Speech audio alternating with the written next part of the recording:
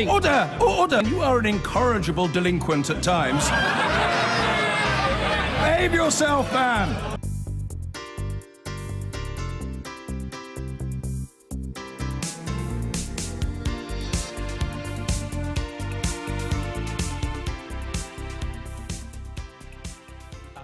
Now, Britain is the largest producer of medicinal cannabis, producing almost half of the world's supply. But those products are illegal in this country, despite some evidence of their benefits in treating people. Some politicians remain sceptical about legalisation, but a new cross-party group of MPs aims to change the law. Anya Pop reports. An all-too-familiar routine. When the chronic neurological pain caused by adhesions on his organs gets too much, Jacob Barrow takes 15 minutes under his infrared lamp. The thick scars across his torso, a visual record of the agonising journey he's been on. But he has another, slightly less conventional solution. Wow. You can really smell it as well, can't you? Yeah, it's pretty pungent. Jacob grows his own cannabis after he says the Home Office told his doctor he couldn't prescribe it. He says it's the only thing that eases his pain after legal opioid medicine made him sick. I've exhausted all of my options. My only other option is to have another operation, which I don't want because the last one didn't go well. So to put my life in the hands of someone again, I don't think it's something I should be backed into a corner to do.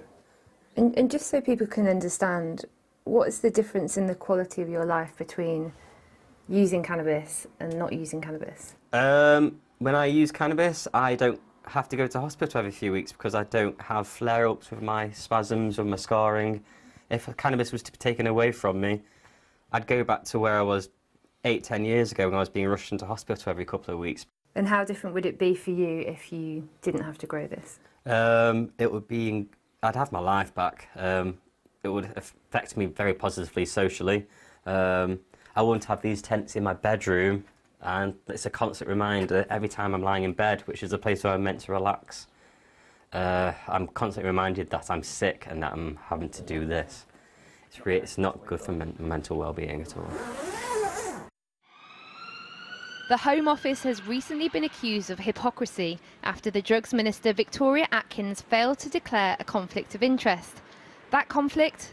Well, her husband is managing director of British Sugar, which last year started growing substantial amounts of medical marijuana in Norfolk under a licence from the Home Office given the year before she began.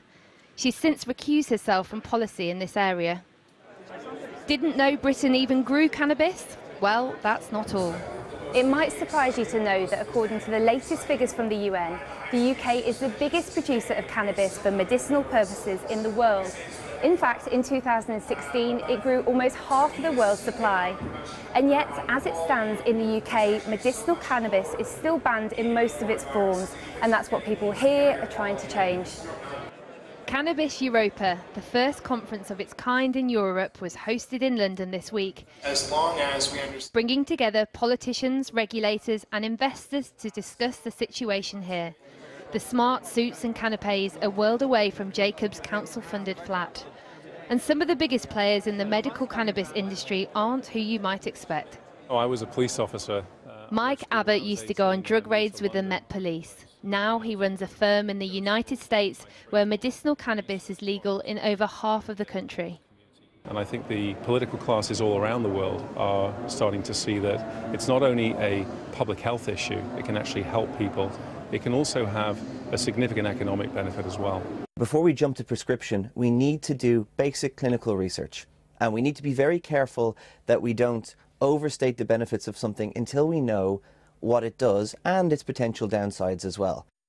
That's the point of view shared by the government, who say they won't consider changing their stance until the World Health Organization review of cannabis next year. The Home Office say, in its raw form, cannabis is not recognised in the UK as having any medicinal benefit. 12-year-old Billy Caldwell was the first person in the UK to receive an NHS prescription of a cannabis-based medicine for his epilepsy. OK, mister. His mum Charlotte says his condition was desperate before he started on it. I think to date the longest status epilepticus seizure that Billy has been in has been 7.5 hours. And that is horrific for a mother to watch because you have no control. But last Tuesday, they were told Billy would no longer be able to get the prescription. The remainder of his cannabis oil runs out in a fortnight, something she refers to as a death sentence. Do you understand at all any of their rationale? Because a lot of what they say is, you know, it hasn't got the medical evidence that they seek to allow it. No, absolutely not. There is a lot of kids that are suffering deliberating medical conditions on a daily basis. And again, I would never declare that medicinal cannabis could cure any of them.